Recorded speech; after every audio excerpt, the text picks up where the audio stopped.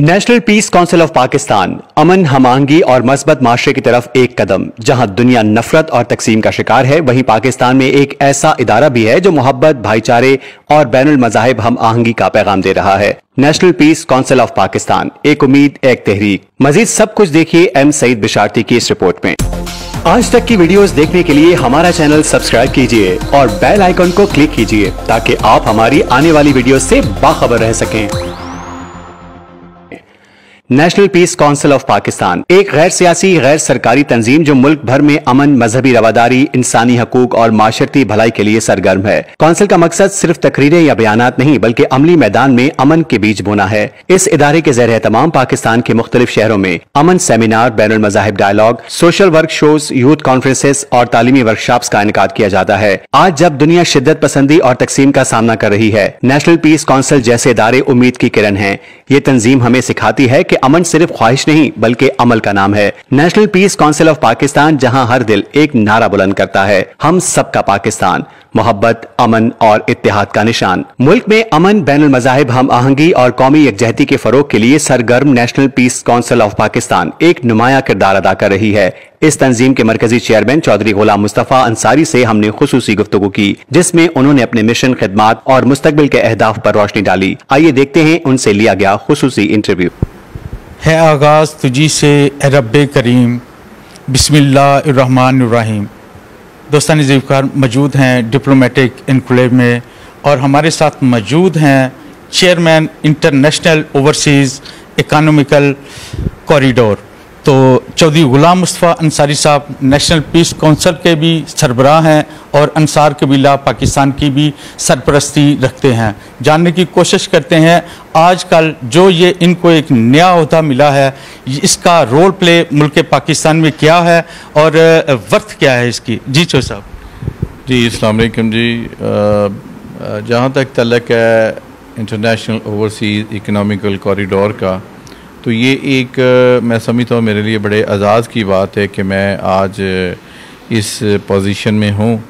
Basic ये जो है ओवरसीज जितने भी पूरी दुनिया में हैं उनको पाकिस्तान में इनवाइट करना है, इक़्तिसादी तौर पे, फाइनेंशियली तौर पे, और ताकि पाकिस्तान में जो है वो ज़्यादा से ज़्यादा जो है वो हमारी बिज़नेस कम्युनिटी जो है वो इंटरेस्ट ले सके और हमारा जो पाकिस्तान में इक़्तिसादी तौर पे पाकिस्तान मजबूत हो सके और हमारी जो सरमायाकारी है पाकिस्तान में जो रुकी हुई थी, वो इस गवर्नमेंट ने बड़ी ही अहम पोजीशन में इसको मूव किया है।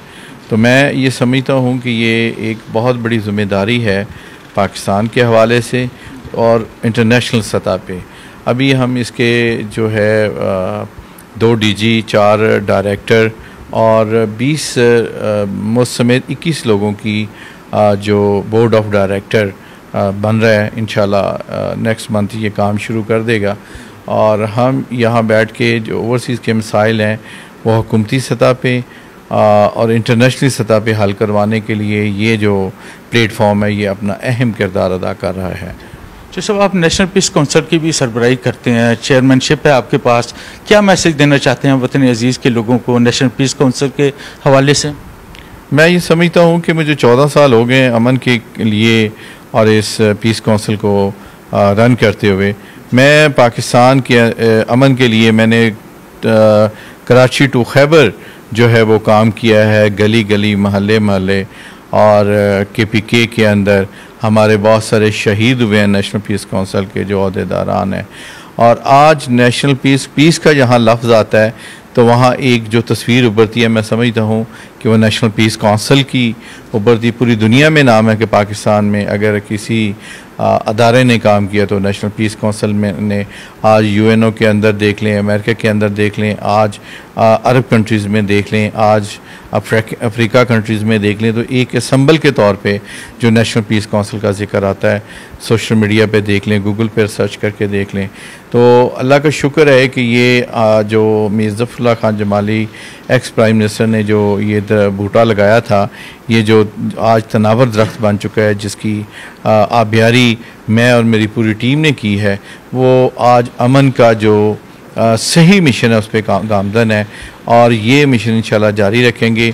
आज मैं समझता हूँ कि तमाम पॉलिटिकल जो तल्लक से बालातर हो के मेरे जो लोग हैं 3.5 लाख से अबाव हैं जो पूरे पाकिस्तान में ही नहीं पूरी दुनिया में काम कर रहे हैं। 37 ममालिक के अंदर नेशनल पीस काउंसिल का वजूद कायम है जो अमन के इस मिशन को लेके आगे बढ़ रहे हैं, जो पाकिस्तान का सॉफ्ट इमेज दुनिया को दिखा रहे हैं कि ये एक दहशतगर्द मुल्क नहीं। और अभी हाल ही में जो इंडिया ने हम पे यलगार की, हमारी पाक फ़ौज ने, जो कि पाक फ़ौज का भी मिशन अमन है, बहुत सारी चीज़ों को बर्दाश्त करके भी पाक फ़ौज जो है वो अपनी जगह पे मौजूद है, लेकिन जब कोई हादसे बढ़ जाता है तो फिर उनको मुंह तोड़ जवाब दिया, पूरी दुनिया ने देखा।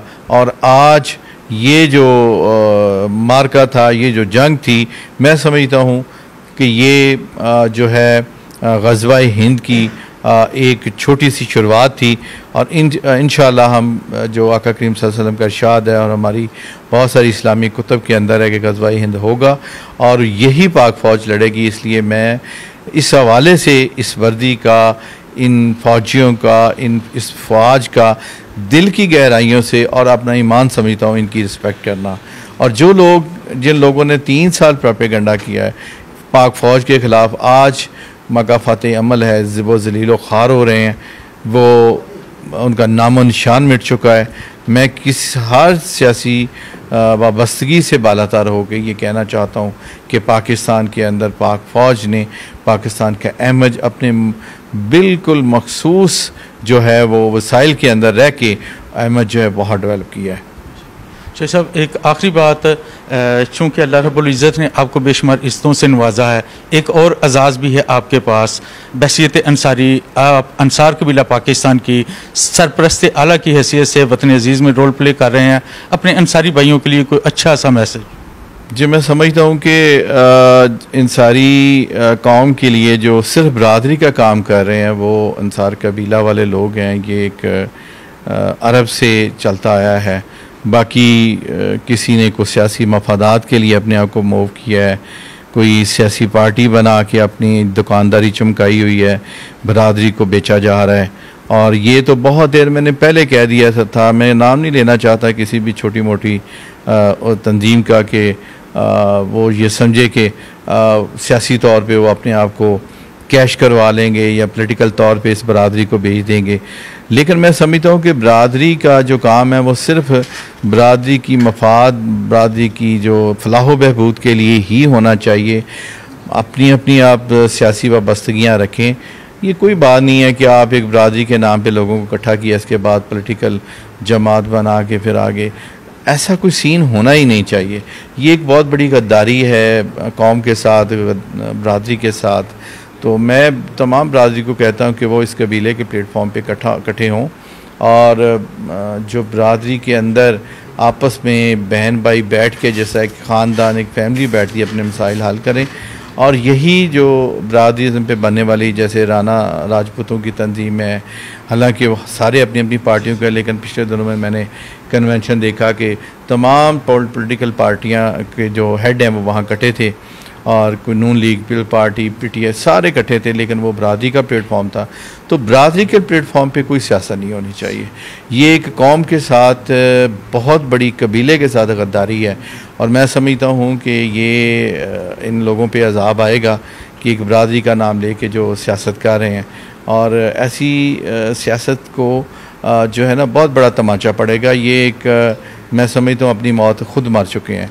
और मैं सिर्फ यही कहना चाहता हूँ कि जो लोग बरादरी के लिए काम करना चाह रहे हैं, अपने गरीब अंसारी भाइयों के लिए, वो अपने देखें कि कौन बेहतर काम कर रहे हैं। मैं किसी का नाम नहीं लेना चाहता हूँ, वो बेहतर जो काम कर रहे हैं उसके साथ मिलकर काम को आगे बढ़ाएं।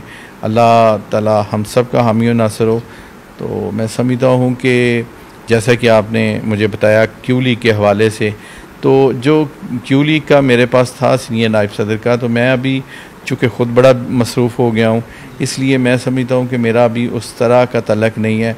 वैसे भी ये वो पहले की तरह निकल आई हैं कि जो फ्रंट पे इन्होंने टाउट बनाए हुए हैं और बड़े अहदे दे के वो टाउटियाँ करते हैं और ख़ुद ये खा रहे होते हैं।